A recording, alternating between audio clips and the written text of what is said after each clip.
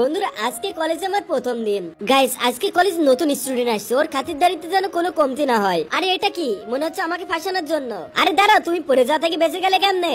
আমি তো এখান থেকে ওখানে, ওখান থেকে এখানে এইভাবে বেঁচে গেছি। আরে এই মেয়েটা তো অনেক হুঁশিয়ার। রানী তুই তোর মুখ বন্ধ কর। তখনই কলেজের সব থেকে হ্যান্ডসাম ছেলে এখানে আসে, যাকে এই প্রিয়া অনেক পছন্দ করে। এই নতুন মেয়েটাকে কেউ জ্বালাতন করবো না, এখন থেকে ও তোমাদের ভাবি। বাপরে, এটা কিভাবে হলো আর কখন? তুমি জানো না আমি প্রিন্সকে পছন্দ করি, তুমি ওর থেকে দূরে থাকবা, বুঝছো? আমি বুঝতে পারছি না প্রিন্সের মতন একটা হ্যান্ডসাম ছেলে এই ফকিন্নি মেয়েটা কিভাবে পছন্দ করতে পারে। আরে ছেলেদের আকর্ষণ পাওয়ার জন্য কিছু করতে হয়, আর ধনী গরিবে কিছু যায় এসে জানা, এজন্য একটু স্টাইলিশ কাপড় পরতে হয়। প্রিয়া ওর কথা শুনো না। এরপর বুকা প্রিয়া আমার কথা শুনে ওর জামা কাপড় আমার সাথে এক্সচেঞ্জ করে নেয়। আরে প্রিয়াকে তো একবার একদম পেতনির মতন লাগছে। আরে ডার্লিং, তুমি এতদিন কোথায় ছিলে? চলো একটা কিস করি। বাপরে, এ তো একদম কেঁপে গেছে। আমার তো এবার কাজ সারা। আরে দূরে আছে ইমরান হাশমির চামচা, যিনিকে আমি ভালোবাসি।